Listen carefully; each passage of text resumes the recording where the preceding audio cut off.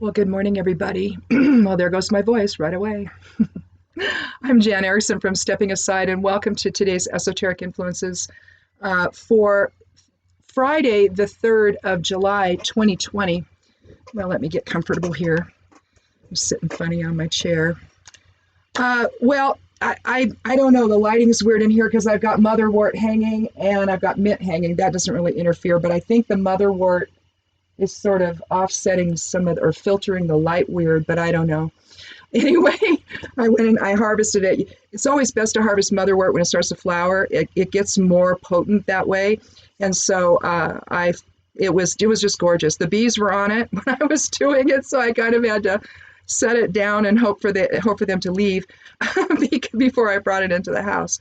But so I left it sitting for a little bit, and then went back and got it, and made sure nothing was on it. It attracts a lot of pollinators, and so I like to let it stay blooming for a little bit, but I don't want to leave it there too long because then it starts to degrade a little bit, so I don't want that. You have to just get it at the right time, and I don't know, I just, like I say, I probably should do it right away, but I leave it for a couple of days and let the bees have it, or just to gather what they can from it. So anyway, we are in Maiden right now. The maiden phase of the moon, and you can work magic tonight if you want to, having to deal with new beginnings and things like that associated with the maiden phase of things. Tomorrow is the mother or full. We also have a penumbral eclipse, which according to my astrology software is going to happen specifically at 9:44. The full moon's at 9:45 here on the Pacific coast, Pacific Daylight Time.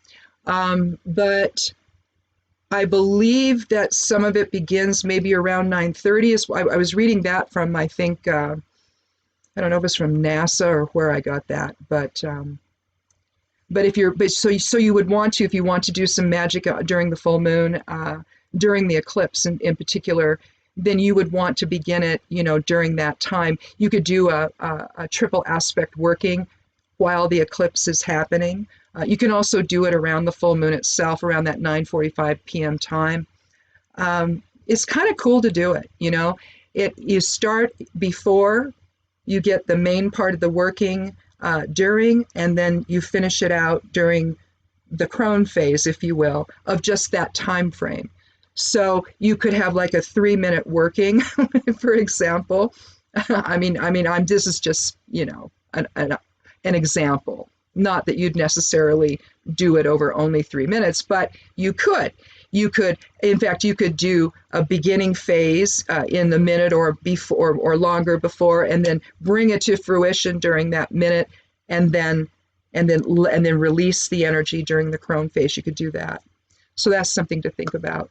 Anytime you can work during an eclipse, eclipses are said to basically contain the entire, the lunar eclipses anyway, the entire phase of the moon in one sitting, in one eclipse sitting, because that's basically what's happening. You're watching the dark to the full to the dark or whatever, or full to dark or whatever, however you want to say it. I'm not saying it right, but you know what I mean. You're getting that whole thing in there. And on solar eclipses, it's said to get the entire year, entire year's energy in that one experience. So with this, you'll have an entire month's energy in that one experience. So, it's just a powerful time to work magic. And if you're really wanting to affect change in something or to influence something, realizing, of course, everyone's got their own free will to do as they please. But sometimes, you can get enough energy to tap someone on a shoulder and make them consider another thing. And maybe it could make all the difference for them, set them on a different path that's more productive. Obviously we're all going to make our own minds up as to how we're going to function in this life, but sometimes you can be of influence. And if you can, I don't see that that's interfering with free will. It's just basically an energetic suggestion. So if you're bothered by the whole idea of affecting free will, I don't think you need to be, not if you keep it in perspective. It's one thing, if you're binding somebody, that's a little more, but, and then it's a Saturday and you may choose to do that. I don't know. Saturday's binding energy. So I don't know. But generally on a full moon, you don't. And you're doing other things. You're bringing things to fruition. Maybe you set an intention on the new moon that you'll bring to fruition on the full moon. I'm just saying with the eclipse, it adds another dimension to it, and you might take advantage of it. Just sort of, it's a moment out of time, basically, that sits on its own. And I just say work within it. To me, it's the same kind of concept as working within the void of the moon. When the moon goes void, of course, there's a time frame, and it's different. It's not like a set time frame, but between signs, it's called being void of course. And I did a thing. I think I did a video on it. I'm not sure, but void of course magic. I know I at least did a post on it, but I might have done a video on it. I don't remember now. I should go back and look. But anyway, working magic during that time is just an interesting experience. And so it's almost like you're in this no man's land of energy where you're not having any direct influence from anything, right? And it's just your own little spot in time where you can do things. So anyway, something to think about. Today we have a 3 energy, so we're going to align mind, body, and spirit, letting higher self inform our decisions, and try to find common ground with others today. And the best way to do that is when you're out and about, wear a mask. And listen, I want to talk to you about something about that mask wearing thing, and that whole council to do that. If you live in a windy area, we live in a windy area. Central Oregon is near constant wind. I mean, it's rare when there's not at least a slight breeze going, and it's not uncommon to have, above 10-mile-an-hour winds all the time. And so for us, so the whole notion of giving yourself 6 feet distance when you're outside, or to say, oh, well, masks aren't required if you're outside. If there's wind and somebody's shedding virus, it's going to move. It's going to move a whole lot further than what you think it's going to move. So think about that when you're giving yourself room, if you're someone who's, smart enough to wear a mask. And if you're stupid enough not to, well, just understand if you're asymptomatic, and what that means is you have the virus and you don't know it. It's not started showing up. The problem is you're not only contagious when it shows up. You're contagious during the time when it's not visible to anyone, including you. So you're shedding virus all over the place, right?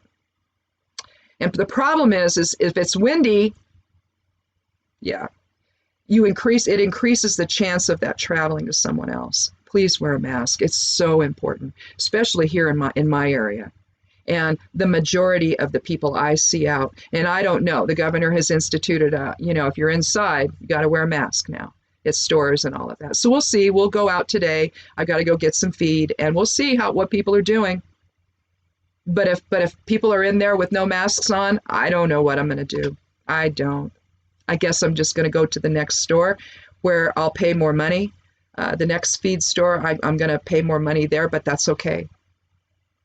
That's okay. I'm fine with it. I'll go online, I'll order it online, and then we'll drive up through their drive-through and get it. And they'll stop going to the original one that I go to. Because these people don't, there's very few people in there wearing anything other than their what the goddess gave them. So anyway, please find that common ground with others today and understand that masks are necessary right now. Kenaz is the rune for today. Let me take this out here, see if I can find it. There it is. It's the torch. It's a fire element rune. The light of spirit, illumination, clarity, revelation, healing, well-being, love, intuition, transformation, creativity, awakening. That's Kenaz. It's the light of spirit informing everything. So hopefully it will help you realize the necessity of wearing a mask now. Please. The virus is mutating, it's spiking, it's going everywhere, and we have to be safe. And we have to keep everybody else safe. So we're here, right? So tonight at 9:48, the moon's going to move into Capricorn, but prior to that, it'll still be in Sagittarius for all day long. It's also in square with Neptune, and you might feel moody or depressed, which can kind of happen with Sagittarius energy too. But if you need to, but if you're feeling that way, you might need to get your travel or get things done today out of the way early. Uh, you might feel more reserved in the evening and then tomorrow as well. Capricorn is kind of a reserved sign. And so whatever you got to get done now, do it now during the day. Do it safely, of course. Sagittarian is very leadership oriented. It's the go-getter, get things done, kind of thing. But you're just going to, anytime you have a split energy day where the moon transitions during daylight hours or when we're awake hours, let's just say that, you're going to feel that transition. And so given that it's going to be at 9:48 tonight, you're going to start to feel that probably late afternoon, early evening before that happens, where you're just going to feel like you're going to slow down. You're just going to kind of, maybe you're going to start to focus in on things, and maybe you're going to check and see, did I pay all the bills and things like that. So that's the kind of transitional energy I'm talking about today. Down at the end of the esoteric influences, which I'm actually going to start again now today for Sunday. Let's see, after I do this, I'll get going on that. I'll do the correspondences first for today and astrological information for today. That'll go up on the blog first, but then I'll start on the weekly reading, esoteric reading for next week. But for right now, we're going to want to be aware of negative influences today and refuse to allow them any purchase at all. If obstacles seem insurmountable, find another path around them, but by all means avoid any compulsive behavior today that might interfere with any progress. Remain peaceful in your interactions with others. That's probably the biggest thing. I was reading something earlier that said, if we can all, in our attempts to assert our own beliefs, remember that we have to do it almost with a smile. Because the minute you smile, then you can't have an angry sound to your voice. Well, that's actually not true. I've watched people be so angry. I shouldn't have even said that. It's like this guy's face came into my head. He was so angry that he was telling me the story he was sharing, something that just happened to him. He was so angry about it, and rightfully so, right? But as he's talking, his face is he kind of had a tan anyway. It was summertime, so he had a tan. So his face was a little brown from the sun. But I'm only saying that because as he's telling the story, his voice got more quiet as he spoke. And you could hardly almost see his lips moving. He's just telling, his teeth are clenching, and you can hardly see his mouth moving. And you can watch his face is getting redder and redder. And I mean, it through the suntan that he has, it's getting redder. So he's got this reddish brown face, and it's all over, and it's traveling down his neck and down onto his chest. And it's like the white hot seething, that kind of thing.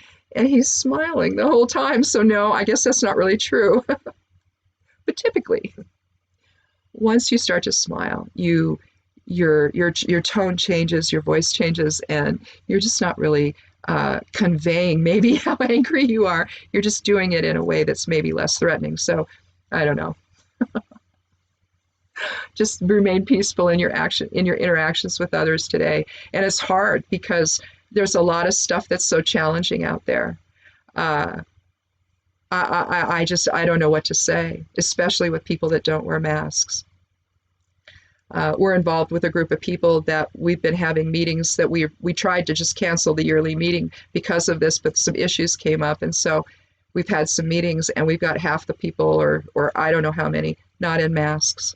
And we're outside, but I'm not going to them because I won't. But my husband has to, and he's masked up, but we have wind. And I'm so worried, I can't even tell you. I'm so worried. I'm worried that people are going to get sick. I'm worried because we've got half the people here, or actually it wasn't half the people here. It was just a handful of them that can't seem to get it through their heads. They got to wear a mask around other people. And that being outside is not enough. Not if you've got wind everywhere. It's not enough. So anyway, so if you didn't have enough to worry about, I just gave you something else. I'm sorry, but this is coming up in our lives. And I went and I researched it.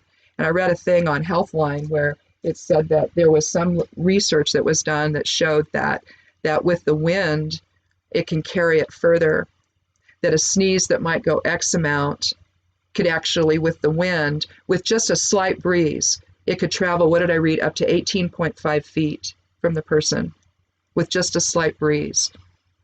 So, I mean, it's probably going to peter out at some point, but how much do you need to become infected? See, we don't know. And I guess that's the worst part of this. We don't know what we don't know. And we're all acting as if we know, and we don't. Even those of us that are taking precautions, are we taking enough? You know, if we're not wearing gloves out, if we're not touching the credit card reader with gloves instead of our fingers, what if we forget and we touch our face? Look, it's automatic. I mean, maybe people are getting used to not putting their hands on their face. I'm not. I do it all the time. But when I'm out and about, I got gloves on. But even with that, I got a mask on. But even with that, I think that this is just something where some of us have just gotten the idea that we don't have to comply with anything. Well, shouldn't you want to in this case? Whether or not you die from this, you could have health problems afterwards. That's what people are reporting. Now, will they eventually subside? Oh, I hope so. But for some people, it sure doesn't seem like it. It sure seems like what's happening to them is going to be something they're going to be dealing with for a long, long time, if not forever. You get lung damage, you get lung damage. I don't know how much you can reverse it. So, I don't know. What do you do? You've got to take the precautions you've got to take. I don't know what else you do. Anyhow, that's all I got for today. I just was thinking about the wind, and so I went and I looked it up before I came on here, and just to see if I was just being stupid, or thinking, reading too much into it or overthinking it. But no, apparently I wasn't. What do you do when people won't cooperate? I saw a video yesterday of, oh Lord, how many of them were there? 4, 5? Something. Oregon State Police in a little shop in Corvallis, the place where Oregon State University is. I had one son graduate from there with a computer engineering degree. The other one was math and computer science, a dual one from U of O, University of Oregon in Eugene. The other one went there. Was interesting on, and I'm not supposed to say this anymore, Civil War Day, but that's what it was called. It's probably still going to be called that. That's where they play each other on football, and sometimes it'd be in Corvallis, sometimes it'd be in Eugene. Just I don't know. Maybe they traded off. I don't know. Maybe they flipped a coin. But you'd have it at one stadium one year, the other stadium the next year. It was fun. It was just But I couldn't have any identifying, stickers on my car on game day because, I'd either be the enemy or I'd be caught in the middle. So, but anyway, they decided to go in. Masks had to be worn as of Monday, or not Monday, the 1st, Wednesday. And Governor Brown did that and said, okay, I'm sorry, we're spiking all over the place here. Lots of people. We're going to do, and other states are doing the same. Total mask order. And so these idiot state police people supposed to uphold the law, right? Well, that's the law right now. It's temporary, but it's the law. And they're supposed to enforce it. Instead, they all decided to come in there without any masks on to get coffee. Now, this place had already ejected people or not allowed them in or whatever because they came in with no masks. But because these people were in uniform, they felt intimidated, they said, and they felt they had to do it. They were worried about consequences if they didn't. Well, how dare our state police in Oregon make anybody feel that way? Much less people that are just trying to keep their customers safe. I'm not smiling. Because, boy, if I were, yeah, that's pathetic. So I guess the Oregon State Police came out and put out a message saying that, yeah, we're going to investigate.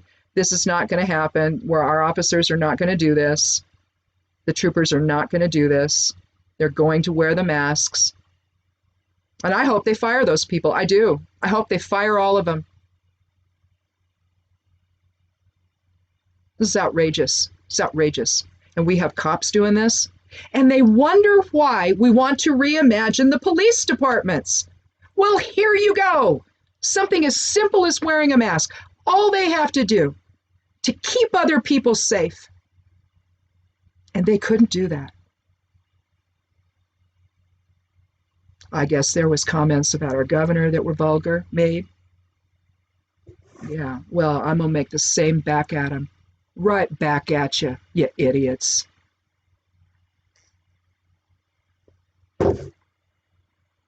I hope that business sues the state police here. I hope they do. Look, if we don't start to do some things like that, if people aren't made to be responsible, and if there aren't consequences for when they're not, see, this is life and death now. And those idiot police, those idiot troopers, broke the law on camera. Oh, yeah. Full view. They know who they are. So, yeah. This is what we got here. It's sickening. It really is. So, anyhow, I guess that's it. You know, again, we're maiden magic tonight. You could do a whole lunar eclipse tomorrow night. Otherwise, it's Mother tomorrow, and it's Crone on let's see, what is it? Crone on Sunday? Yeah, Friday, Saturday, Sunday. Crone's on Sunday. I generally do my magical workings on the crone phase of the moon, but that's because I'm a crone. So I'm in the crone phase of life. So I like to align those energies. Yeah, when the Mother's out, I'm just out there. If I can be, I'm going to definitely be out there observing and doing something, though, with that eclipse. I am going to do some eclipse magic tonight or tomorrow night. So hopefully it's saying there might be some cloud cover, so I don't know if I'm going to even be able to see this. But here's the thing. You don't have to be there for it to happen. You can stay in your house even. Doesn't matter. It could be raining. The moon is still eclipsing. The energy is still there, right? So even if you can't see it, still work your magic. It's there. It's happening. And the energies are present to assist you. So anyway, thanks for watching. We'll talk tomorrow. No somewhat daily tarot and rune today. I only do that 4 days a week. So, but we will come back tomorrow and talk some more about the esoteric influences in our lives. So thanks for watching. Be good to yourself. Be good to one another. Wear a mask. And blessed be.